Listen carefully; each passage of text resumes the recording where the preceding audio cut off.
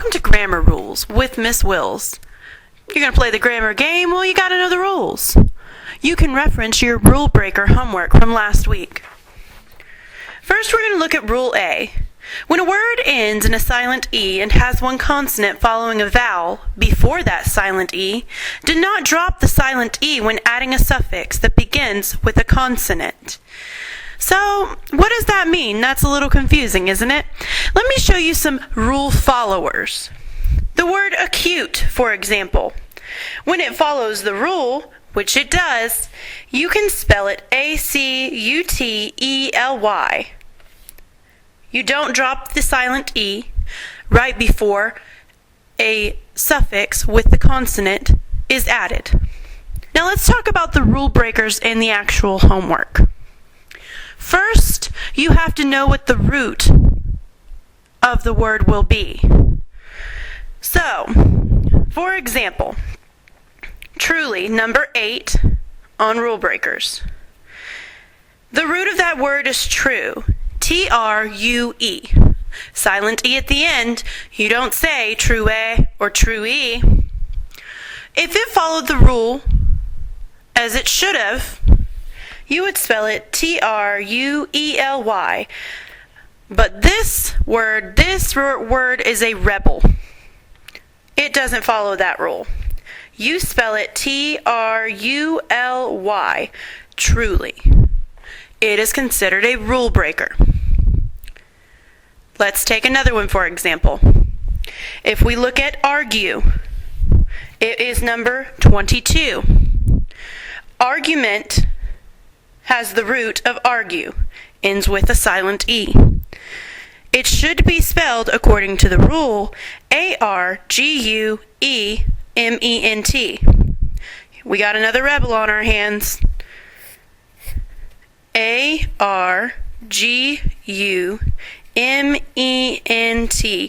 Argument. Well, there's no arguing that point, so let's move on to the last one. If you look on your homework, number 17, ninth. Well, the root of ninth is 9, of course. Again, same thing, silent E, and if you followed the rule, you wouldn't drop it. Well, we got a trio of rebels on our hands. N-I-N-T-H, ninth.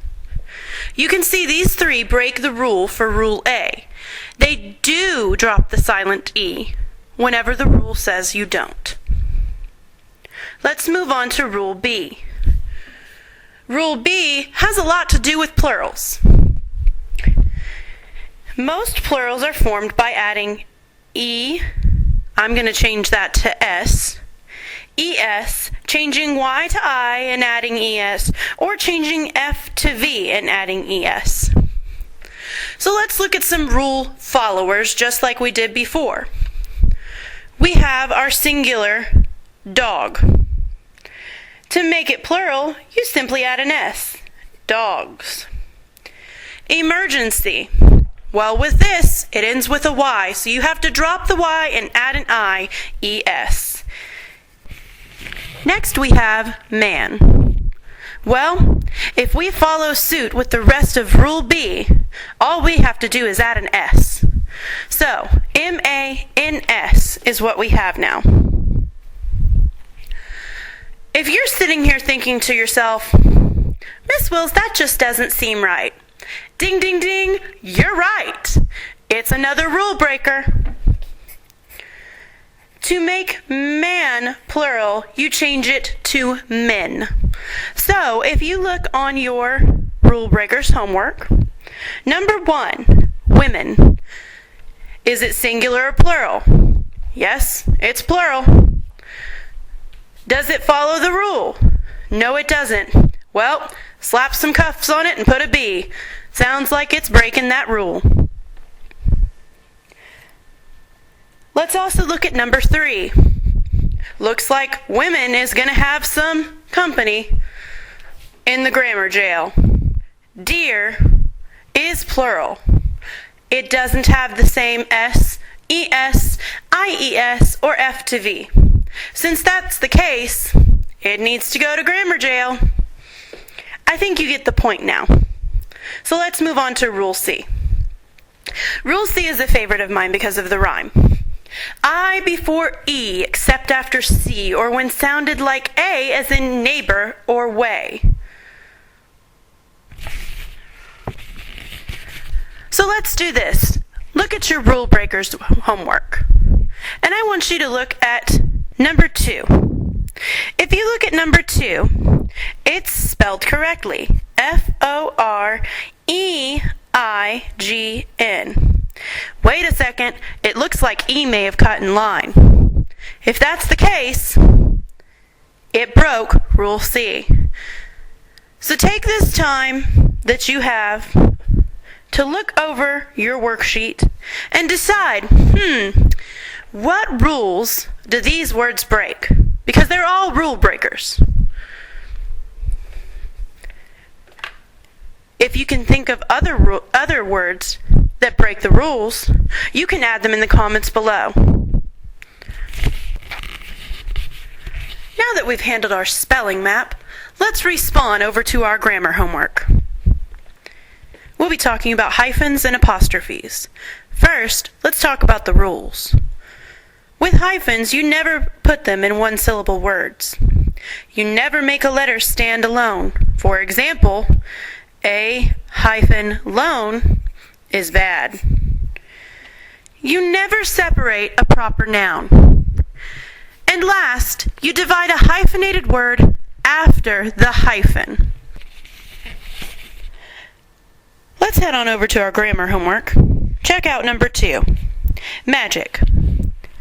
Let's separate that into syllables. Magic. M-A-G-I-C. You would place your hyphen between the G and the I. And that is number 2 on your homework. Now let's check out number 3. Self-control. Well, wait, we just counted out syllables, so shouldn't it be self hyphen con hyphen troll? No. You're only going to have it once. Self hyphen control. Now let's check out number 4. Spanish. Well, Span-ish is how you could divide it, but wait a second. It's a proper noun, isn't it? It's the name of a language. With that being said, you should not divide it.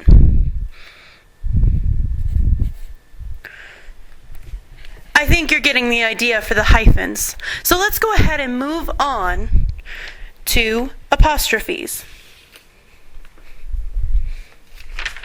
We're talking about apostrophes used to show ownership. An easy way to remember these things are, for singulars, meaning singular nouns, you're going to put apostrophe S. For plural nouns, like teachers, you're going to put the apostrophe after the S. And for plural nouns not ending in S, you're going to put apostrophe S. So, let's look at our homework again. And let's check out exercise 2. Well, first, we need to ask, is sheep singular or plural? You got it, it's plural.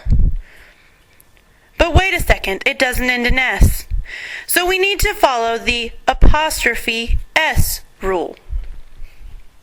Again, this is number 1 on exercise 2. And now let's look at number 5.